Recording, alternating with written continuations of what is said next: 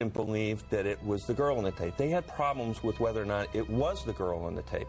Now, remember, one of the elements that they had to prove was whether or not the person was under the age of 18 at the time the film was made. Because of the reasonable doubt that was placed on the female in the videotape, that was the issue that they focused on.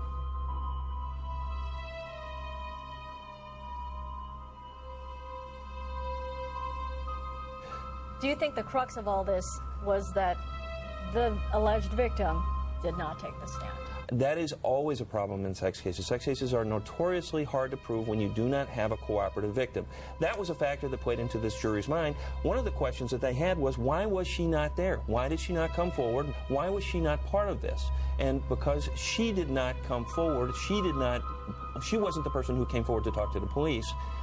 That really weighed heavily on the juror's mind as to whether or not there was reasonable doubt. So now that these tapes are going to be presented, one of the problems in the earlier trial, at least for the prosecution, was that the witness in the tape did not want to cooperate. These witnesses and this witness in this tape that you presented, or maybe the two tapes you presented, will cooperate? The prosecutors don't need the witness in this tape, in my opinion, to cooperate because the tape is so clear and it's concise as to a number of things. Repeatedly on the tapes, R. Kelly and the victim refer to her as only being 14 years of age.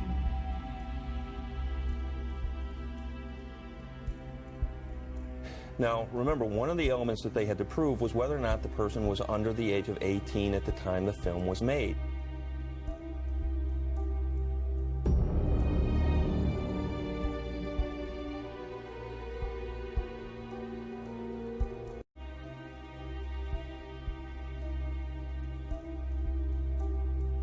The prosecutors don't need the witness in this tape, in my opinion, to cooperate because the tape is so clear.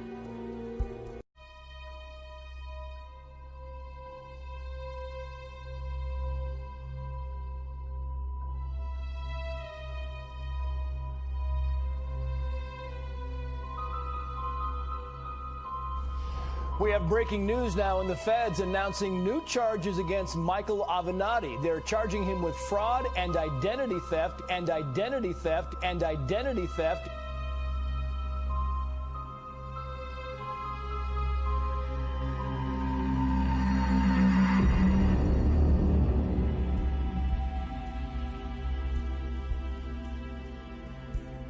When somebody creates one of these things, it may make its way to its source, to the target audience, without it being obvious in every instance where it came from, who originally created it. Spread the word. Ring the alarm bell. Let people know that there is this emergent technology that's going to make the ability to doctor video and audio so much more credible than most people assume is possible. You can't just assume that your eyes and ears can be trusted when you're watching digital content. This is Cara Delevingne. Her face morphed onto a porn actress. Take a look. Take a look at the face. I don't know how they do it. I don't know how they do it. Putting someone's face on someone else's body to create a video that looks shockingly realistic, and the technology is readily available online. Called deep fakes, made with artificial intelligence tools that are easily found online and enable users who can find enough images of someone to take that person's face and put it on someone else's body. Where in the heck have the tapes been for the past 20 years? You have a real situation. And in this day of technology, you're going to have to, the defense, I'm sure, is going to have analysis and probably expert witnesses that are going to say that those tapes have been tampered with.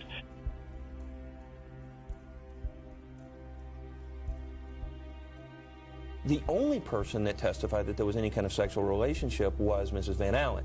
Mrs. Van Allen's credibility, I do believe, was cut by the effective cross-examination of the defense attorneys in this matter because she had a financial gain. She had a boyfriend who had been arrested. She didn't come forward immediately. She had been, for years and years, she knew about this, yet decided to keep this to herself until her boyfriend was arrested on weapons and drug charges.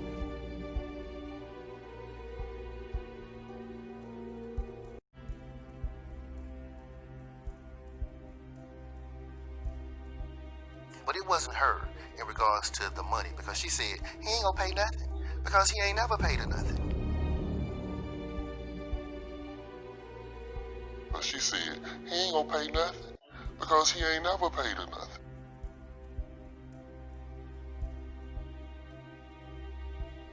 You know what I'm saying? I'm not saying that I did it, but when I saw the tape, he was gonna pay her something.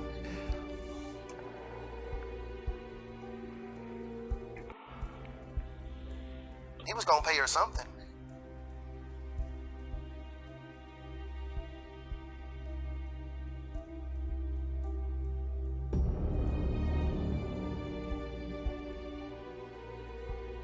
Brown says footage of Van Allen never went public. You never saw that tape. I made sure of that. You never saw that tape. I made sure of that. You never saw that tape. I made sure of that. Well, I'm gonna say I made sure of it, but you didn't see the tape that she was on, you know. He got that tape.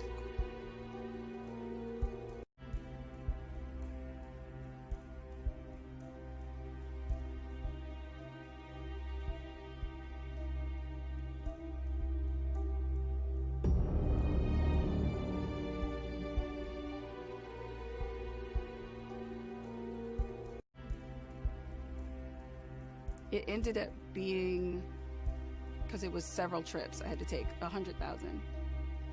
Okay, so you got 100 and Keith got 150. You know, he ended up with 100 as well. Okay.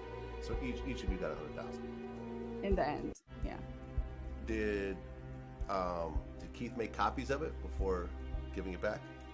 They did. That's why we ended up having to come back multiple times, because when we took the lie detector test the first time, he failed. The question was, were there more copies? And I guess he said no, and there were.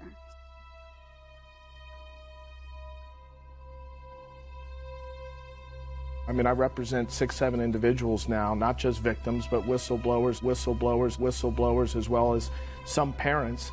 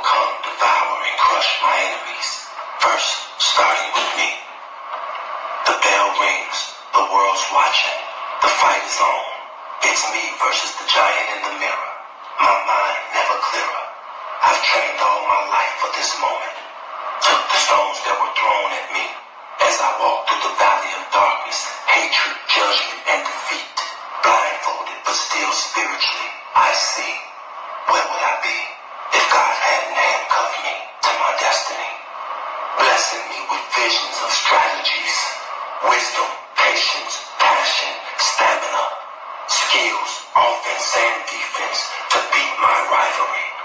Out of the belly of a mother, born into the belly of the beast. No college or street knowledge, a child often haunted by the thought of a ghost father.